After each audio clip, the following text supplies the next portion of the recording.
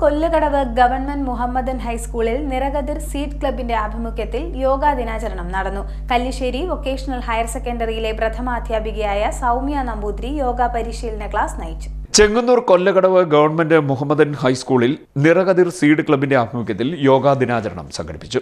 നമ്മുടെ ശരീരത്തിനും മാനസികമായിട്ടും പഠനത്തിനും എല്ലാം നല്ല കാര്യമാണ്.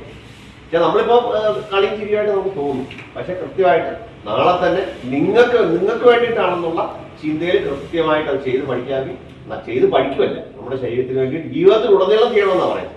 പ്രത്യേകിച്ച് പെൺകുഞ്ഞുങ്ങൾ അല്ലേ, ശരീരത്തിൽ പിന്നീട് ഉണ്ടാകുന്ന പ്രശ്നങ്ങളെല്ലാം ഒഴിവാക്കുന്നതിന് വേണ്ടിയിട്ട് ഇത് നല്ലതാണ്. അപ്പോൾ കൃത്യമായിട്ട് ചെയ്യണം. ചെയ്തിട്ട് ഓരോ ദിവസം ചെയ്തിട്ട് ഈ മാറ്റോ ബെഡ്ഷീറ്റോ വൃത്തിയായിട്ട് വെച്ച് ആ ഫോട്ടോ എടുക്കുന്നതാണ്. ചെങ്ങന്നൂർ കല്ലിശ്ശേരി വൊക്കേഷണൽ ഹയർ സെക്കൻഡറിയിലെ പ്രഥമാധ്യാപികയായ സൗമ്യ നമ്പൂതിരി യോഗ പരിശീലന ക്ലാസ് നയിച്ചു. നിയമം, ആസനം, പ്രാണായാമം, പ്രത്യാഹാരം,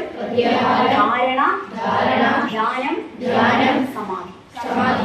നിയമവും കഴിഞ്ഞുള്ളതാണ് ആസനം. ആ ആസനമാണ് യോഗാസനം.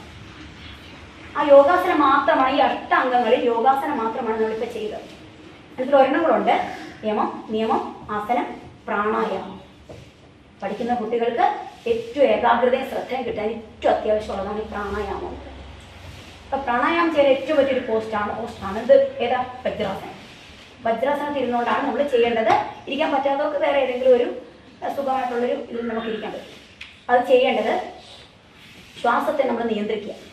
ശ്വാസം ഉള്ളിലേക്ക് എടുക്കുന്നതും വെളിയിലേക്ക് വിടുന്നതും അറിയുക. ശ്വാസത്തെ കുറച്ച് കൺട്രോൾ ചെയ്യുക. പിടിച്ച് കുറച്ച് നേരം നിർത്തുക. ചെയ്യാൻ പറ്റുമോ നോക്കാം. മോതിരവിരലെടുത്ത് ഒരു മൂക്ക് അടയ്ക്കുക. എന്നിട്ട് അടയ്ക്കാത്ത മൂക്കിൽ കൂടെ, അതായത് വലത്ത് മൂക്കിൽ കൂടെ ശ്വാസം ഉള്ളിലേക്ക് എടുക്കുക. സ്കൂളിലെ വിവിധ ക്ലാസുകളിൽ നിന്നായി 41ഓളം കുട്ടികൾ പങ്കെടുത്തു. Head master Prasad PC, club coordinator Anwar H, PTA president Taj Puzhakkal എന്നിവർ പരിപാടികൾക്ക് നേതൃത്വം നൽകി. CDNet news Kayamkulam.